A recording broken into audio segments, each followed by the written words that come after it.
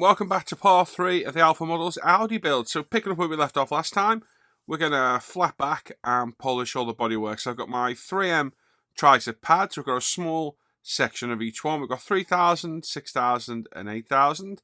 They're in our water and our receptacle with a little drop of washing up liquid as well. What we're going to do, we're going to go through each grit systematically, sanding back all the bodywork, taking any imperfections out of the clear, like dust spots, anything in there that shouldn't be there. We've got a couple of dust spots on the bonnet which are quite prominent, so we're going to try and take those back as much as possible. But as always, I'd rather not ruin my clear coat, so there is a point where you've just got to kind of think, okay, that's going to have to do. Like I say, start with the 6000, being aware of all the corners, any raised areas, just taking our time around those. Paint and clear is always thinner on raised areas and corners just because of where it is. So always be aware of that. Don't go too mad on the corners and edges and just take your time. Keep stopping regularly to check progress. Dry off the surface with a clean bit of kitchen paper. And like I say, we're going to work through the 3, the 6 and the 8000 all the way through. That will gradually get rid of the scratches from the previous grit. And then we'll use our UMP compound and polish to hopefully polish it up to a nice shine. So like I say, we start on the bonnet, the roof and the boot, and we do the sides, the front bumpers, and we'll work our way through each one of the grits till we're done. Now the 3M pads are a bit difficult to get a hold of. There are specific ones for paint. There's some for metal, there's some for wood, so you want the ones specifically made for paint. They're quite difficult to find, they're not the cheapest either, but one sheet or pad will last a long time because you're going to cut it up into smaller sections. And like I say, every time you do a grit, every time you do an area, dry it off, have a look, make sure that you're not burning through, make sure you're getting all the areas hit where you want. As you can see there, I just need to go a little bit close to the bottom of that door, and just take your time. Once we're done, we use our compound to polish it all up. So compound is quite an aggressive polish. Now, like I've said before, the only downside to our 2K is because it's thinner than a lot of other 2Ks, is it leaves your panel lines exposed. Every other 2K I've used has always filled in the panel lines to get the clear coat. Ours doesn't, which shows you just how nice and thin it actually is. But because of that, polish and compound collects in the lines. So the best way to get rid of them is to load your airbrush up with water. Make sure it's cleaned out of any lacquer thinner or airbrush cleaner. You might need to rinse it through a few times. Load up with fresh water. Make sure the bottle doesn't get mixed up with any lacquer thinner. Put the pressure on 25 psi. Use the airbrush like a jet wash and just jet wash all the polish out the seams.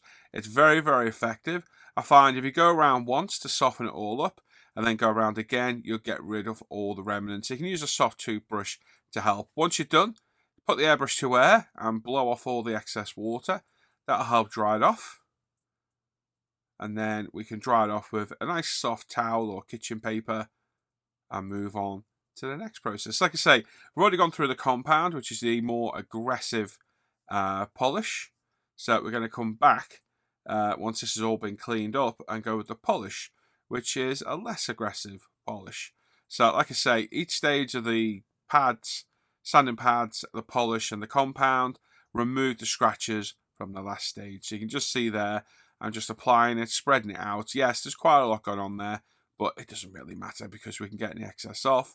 Got a nice clean bit of t-shirt material, and just with some light pressure, we're going to go round and hopefully polish it all up to a perfect finish. And again, be careful of any edges or corners because it's so easy to burn through. I haven't burned through paintwork in a long time, so touch wood, which I am doing right now several times. We won't in the future. Now, I do have some dust spots left on the bonnet.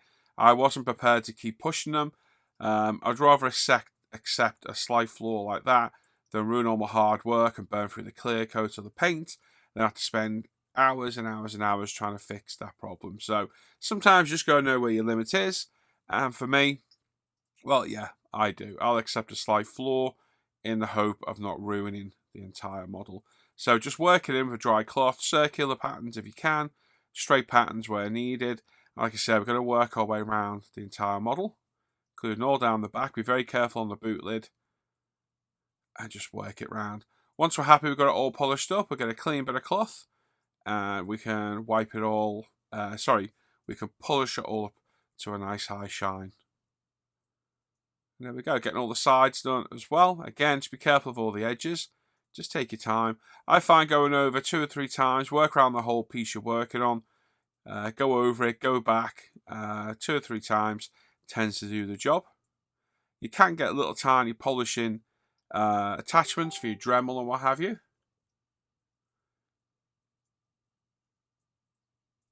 And we will be testing those in the near future. So yeah, just be systematic, be careful.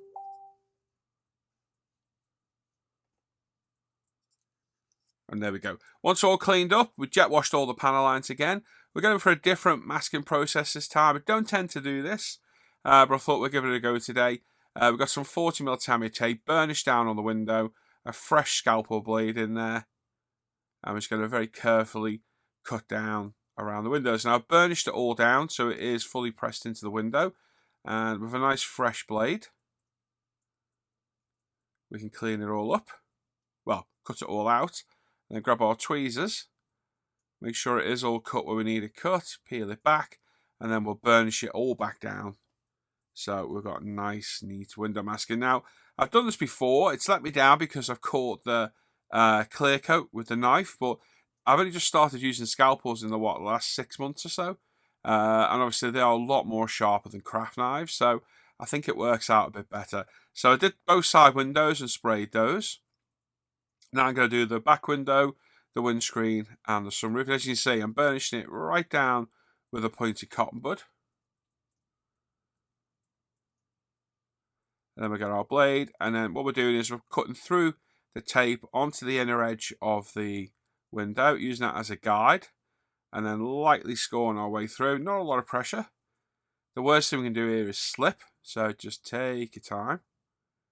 And it is definitely quicker than masking up all around the window with separate pieces of tape. Yeah, so just got to be careful. A nice fresh blade in the scalpel is definitely beneficial. And once you're happy, we can get the corner up. My pointed tweezers. There we go. Job done. Burnish it down again. And then we'll repeat the process for the sunroof and the front windscreen as well. So there we go. All masked up. So these are ready for some Mr. Servicer 1500 Black. I do have footage of it. It's coming up in a second. So Mr. Servicer 1500 Black, it's the usual thinned, pre-thinned I use. So it's about 60% Mr. Level and Thinner to Mr. Surfacer. We're for our HPC Plus airbrush. And we're about 18 PSI. So like I said, I've already done the side windows, so they're masked off already. Just a couple of light coats, getting all the angles. Make sure you get any interior parts done as well. We will be brush painting on the interior later, but it's better to have these parts the same colour as the window so it matches through. Just take your time here. Don't be hosing the paint on. There's no need to. Just build up. Now, you can get away with not doing this, but I've found sometimes the windows don't quite fit properly, or the surrounds don't cover the entire window, and you can see then the body colour through the window. So I think this is a beneficial step to do. It seems a bit of a pain. I also think it's better to do after clear coating, because otherwise you have a nice glossy window, which it wouldn't be in real life. With that painted on mask, we're giving the bodywork a nice clean up. This is a microfiber glasses cleaning cloth, which is ideal for final clean up. Not polishing, but just keeping the body nice and clean, get fingerprints off, any tape residue. This is the ideal cloth, and this paintwork is absolutely beautiful on this car. Like I said, we've got a couple of dust spots on the bonnet. It's not the end of the world. I'd rather have it safe than ruined by just leaving a few dust spots in. Right, Vallejo model colour black. A thin little drop or two of water. Nice flat brush. We're going to brush all the interior. Basically where it can be seen from the exterior. All in around the wheel arches as well. It's water-based paint, so if you get an exterior 2K, it will literally just wipe off. Same on the wheel arches as well. We can get it in there. It does paint absolutely beautiful, the model colour. Like I say, any excess you get, you can just literally wipe it off with a cotton bud. The interior, we assembled this in part 2. We've got some seat belts to go in. So I put the supplied seat belts on a bit of black ribbon that I had. I don't like the seat belts that come with the kit. The photo etch is terrible. So I use their buckles on my own ribbon. So we place the buckle where we want it. I'm about to now. There we go. Bit of double-sided tape on the back. Get it in position. Get it stuck down with the tape. We're going to cut the end nice and straight with my Fiskars embroidery scissors, which are superb for cutting ribbon. There we go. Get our buckle in place where we want it. And then we'll peel off the back. We've already done one seat belt. So we're going to locate it at the bottom and then feed it up to the top. And there's a little locating point at the top where the seat belt would naturally go on the real car. So we're going to line it up, offer it in place where we want it. And then push it down. Like so. There we go. And there's our seat belts done for the back. So on the inside, usual way these kits go together is dashboard in first. So we've got some generic CA glue. Just loading up. I've already test fitted everything, so I know this is exactly how it fits. So a little bit of CA glue. Be quite generous here because it can be a bit of a tricky part, this one. Once you get everything in, it'll hold itself together, but I don't want things falling out. So that goes in there. We can then get a little dab of CA glue on the side for the door cards. So like I say with these kits, test fit everything. Do not assume anything will fit in place. Test fit everything. There we go. There's that one in place. They do hold themselves in quite well, these. And once you get the bottom chassis on, everything will hold itself in. The glue is just a help with assembly. There we go. And then the seat belts, same as before, get the buckle in place, double-sided tape, offer it to where the mounting point is. You can see it on the B-pillar. It's like where it naturally would be a real seat belt. Glue it in place, well, stick it in place with double-sided tape. Can be a bit tricky to do. Not the best thing to do is lay it down, but sometimes you must. You need 3 pairs of hands sometimes. There we go. With it in place, we can check it's in the right position. And then we can grab our tweezers, push it in at the top. And then grab our scissors and cut off the excess. Like I say, these Fiskars embroidery scissors, absolutely fantastic. Same on the other side as well. Is this the other side or is this the same side? It's the same side. You've got a 2 for 1. So you're going to see this again. It's deja vu, but on a modelling level. In fact, we're going to pretend it's the other side. This is the other side now. Yeah, this isn't the same side at all. I'm just very thorough and systematic in how I do things. So there we go. We just cut that off, and there we go. There's both sides done. Oh, quick shaker as well. See, I do everything the same, don't I? Everything. There we go. Says the seatbelt in. And the rear view mirror, something I nearly always forget every single time building these kits, is putting these mirrors in. So I put the reflective silver base on, and we glued it in place. The rear lights, we've got some Tamiya X27, which through testing is, in my opinion, the best clear red. Out of the lacquers and the enamels, it is the best. I tend to spray it neat at first to get the coverage, then thin it a bit with some Mr. Leveling thinner or Tamiya lacquer thinner, and spray the last coat. Now, I test fitted all of this to make sure everything's going to be fit before I even remotely commit to drilling it. This drill bit is the perfect size. I know exactly how far I can go. Little battery-powered Herzo drill from Amazon is absolutely invaluable. Our interior will slot inside here, like so.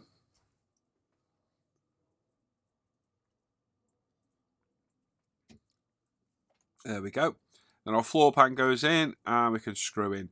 So you should not feel any real resistance on these screws. If you do, stop and drill a bigger hole, because if you push it too far, you'll crack the resin and it could destroy your body shell. So you just want the screws to be a little bit bigger than the hole you've drilled.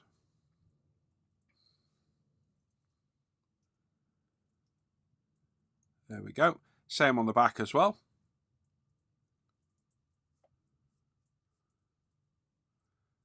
And you don't need doing up really tight. There we go, that'll do. And the last one in place.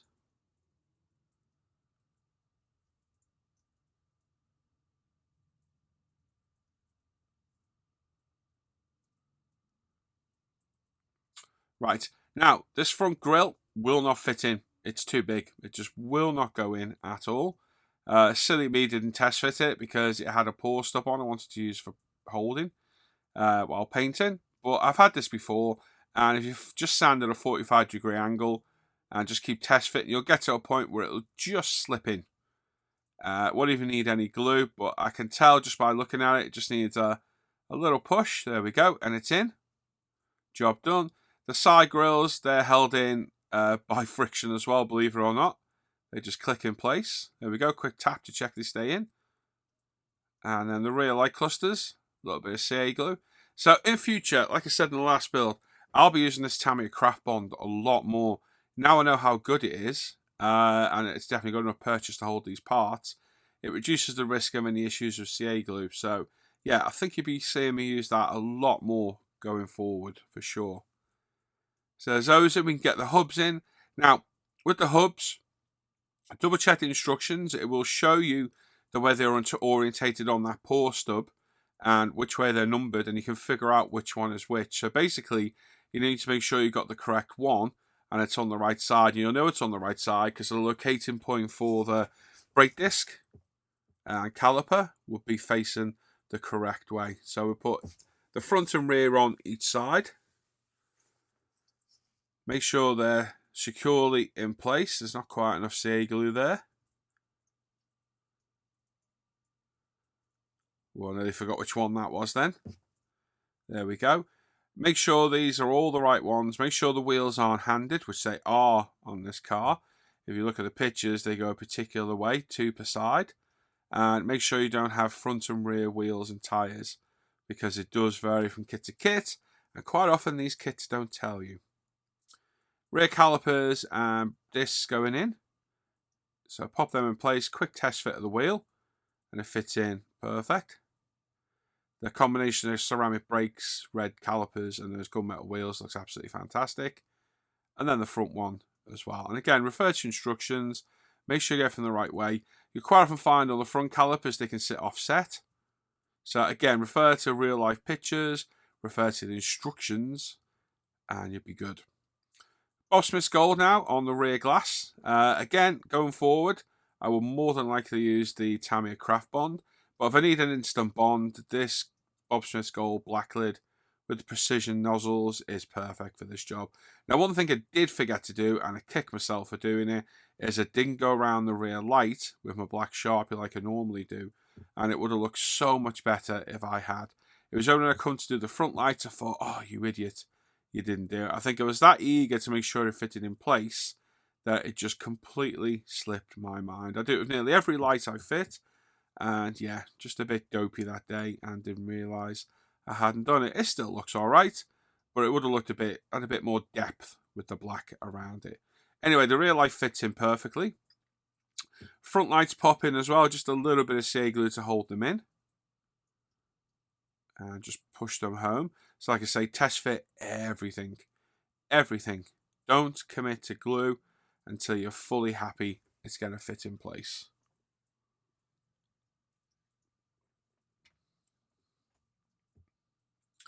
There we go. There's those in.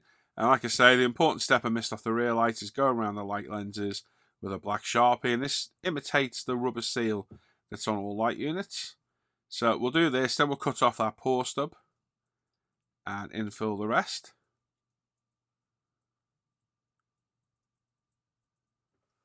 Like so. Now, I find a cleanup on these clear resin parts. Using a sander can be a little bit too abrupt, so I like to use a knife. The sander can remove a little bit too much detail because this resin is very, very soft. I just like to file away, scrape away with the knife until I've got a nice smooth edge.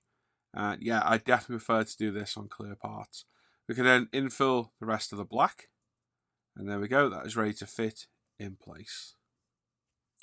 So again, careful application of Bob Smiths in each corner.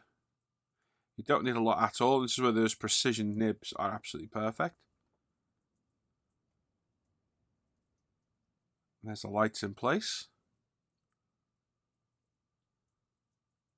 Same on the other side as well.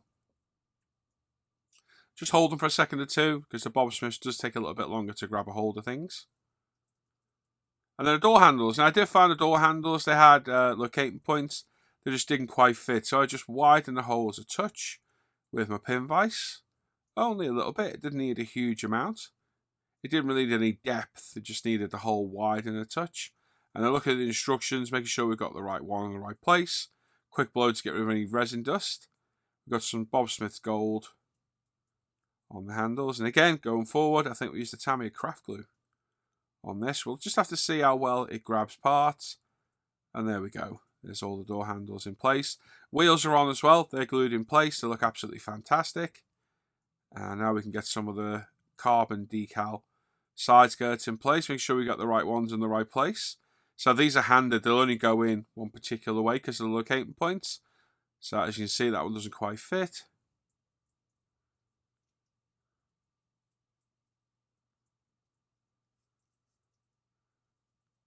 There we go. Once we're happy, let's push it in, hold it for a second or two, and let the glue grab it.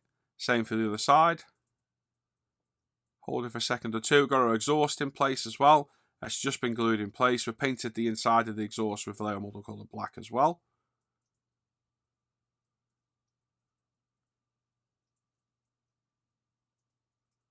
And then we've got the really awkward rear kind of diffuser cover. It's not really a diffuser cover, but I don't know what it's supposed to imitate. And for some reason, I'm using normal CA glue here.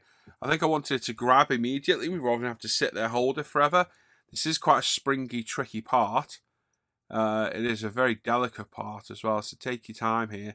I found it better to get one side on, feed it across, get the other side in place, hold on to that for a second or two, and then try and feed the rear section in the middle where it needs to be. So again, it needs to become an octopus. You need about 12 hands here. Just hold for a second or two, breathe on it, get a bit of hot breath on there. Carbon dioxide helps to dry CA glue. So if you can breathe on it, a bit of the old that's right, you heard me. That'll help glue it in place. We've got some mesh parts that go on the back around the exhaust as well. So a little bit of Bob Smiths.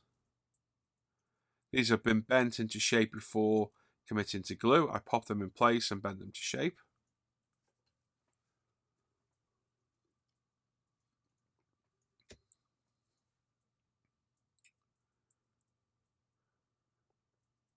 There we go, get it aligned properly where you want it.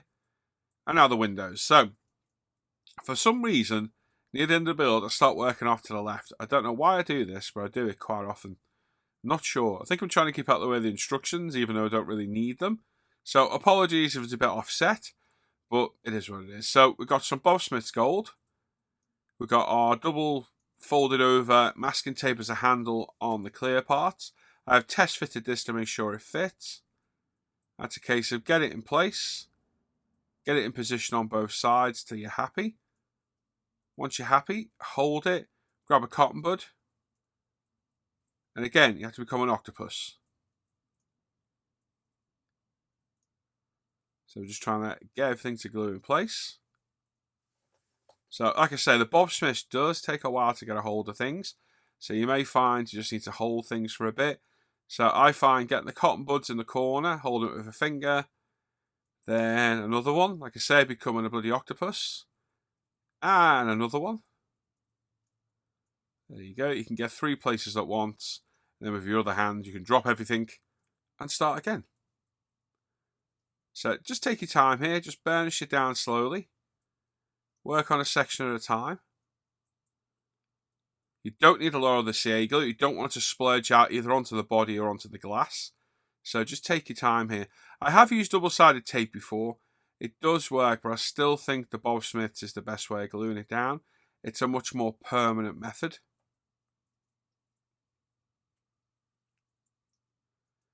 Like I say, just work your way around and burnish it down until it's fully down. It's the exact same method on all the other windows. As you see, we've got the windscreen in exactly the same, side windows exactly the same. A little bit of masking tape folded over is an absolute must do. It just enables you to hold it properly. Like I say, just keep running the cotton bud round, burnishing it down, and the glue will eventually grab and glue it in place perfectly. But just don't overdo it with the glue or it'll end up splurging out everywhere. Now, on this sunroof, this was an absolute nightmare. I would recommend gluing this and then putting some sort of weight on top, nothing too heavy obviously, for a little bit of pressure, and leave it alone for 24 hours. Just leave it, walk off, go do something else, because it was just an utter pain. We got it glued in place eventually, and this is probably the most satisfying part of these kits, is peeling off this window trim. I made sure to get it all this time, because I think I missed out on the last video. But it's a case of lifting up the corner of your scalpel, and then just grabbing it with your tweezers, and pulling it off, nice and slowly. And there you go. And this is where hopefully you've got no glue seepage, and you have nice crystal clear windows. There we go. And then the awkward sunroof. And there we go, looking good. Now we've got our wing mirrors. Get the wing mirror glass in, well, the reflective sticker out of the kit. So there's both of those done. A little bit of the Tamiya craft bond on the windows. The wing mirrors. That's the word I'm looking for. Get rid of any excess. It's the beauty of it, it just wipes off. This is why I'll definitely be using this more and more on the exterior of the model. Obviously, it does take a while to fully cure, which has its benefits because it means you can move things around, but it also means you have to leave things alone a bit longer, or you may even have to tape them or support them. There we go, there's our wing mirrors in place, and then we've got some final decals to go on. So we've got the RS7 for the boot lid, which is a metallic decal. So in my experience, use water to get them off, get them in place, lose all the excess water from behind them once they're positioned in place. They don't need decal solutions because it does nothing to them.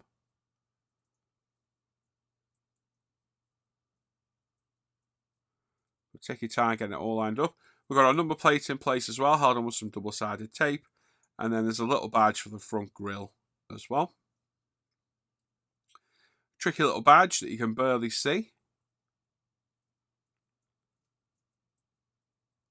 There we go, get it lined up, getting the excess moisture out from behind it. Perfect. And then the most hated part for me, these bloody window wipers. Like I say, making them is not much of a problem anymore. Getting the buggers in place it usually takes me about 15 attempts. It either goes on first time perfect, or it'll take me about 20 attempts where the blue thing just keeps falling off or moving around. They are a nightmare.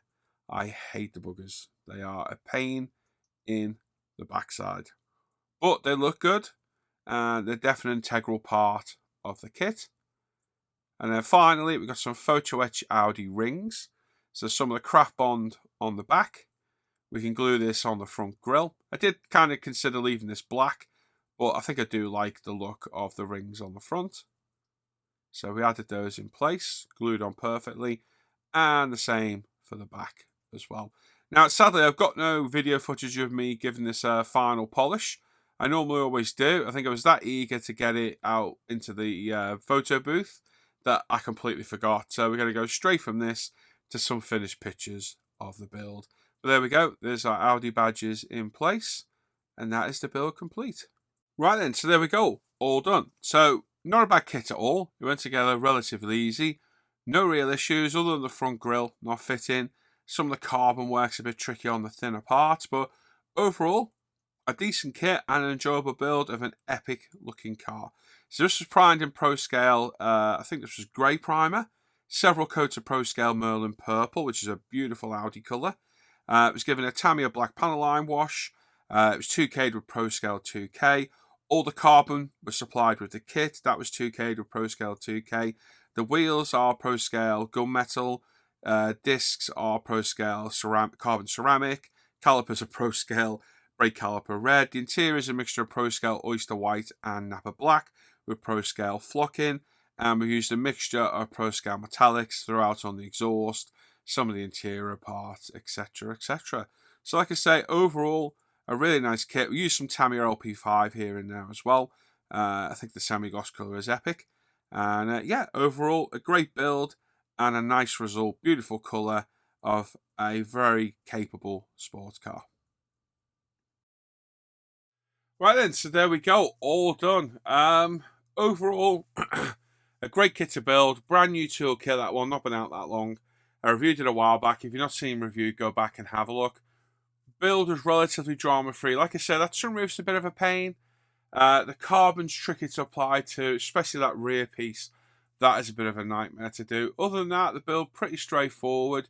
Really nice car, really nice interior on it as well. Very happy with the colour. The Pro Scale paints knocking out the park yet again. Great colour, that Merlin purple. And our 2K just working as it should. Is it perfect? No, none of my models are.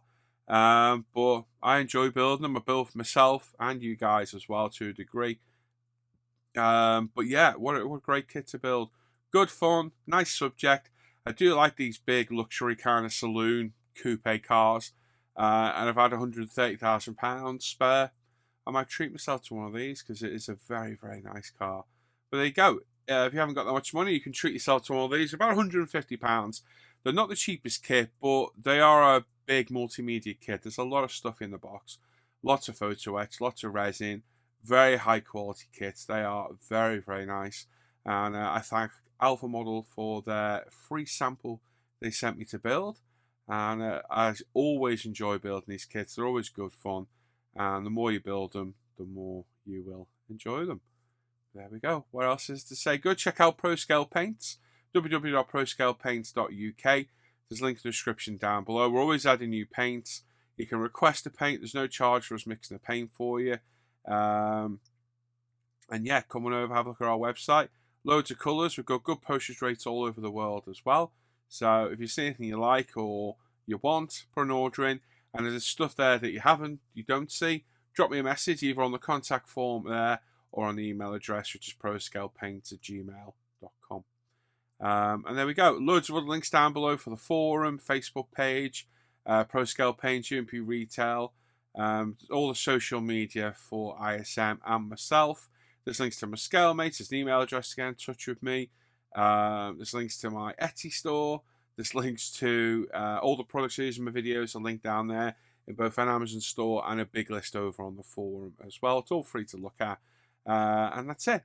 Of course, as always, if you want to support the channel, keep these videos going, you can become a patron. There's a link down below. You get early access on the videos. You get a Saturday Bench exclusive update for supporters only. There's a Facebook supporter Facebook chat, which is exclusive for supporters. Loads of perks, and you keep me being able to do these as well. Links in the description to come over and join. And as always, the names of my current patrons are going to flash up on screen at the end. Thank you all for everyone that supports you at the minute. You're all absolute legends. And I will see you all very soon for my next video. If you're watching this as a patron, it's Christmas coming up, so Merry Christmas. If you're not, it'll be after New Year. It'll be in mid-January, so I hope you had a good Christmas. And I will see you all later. Make sure you sub to the channel, give the video a thumbs up, click that bell notifications to get notified of the latest videos, and make sure to leave a comment. Love reading all your comments. They always spur me on with the build. So have a good day, everyone. Take care. Bye-bye.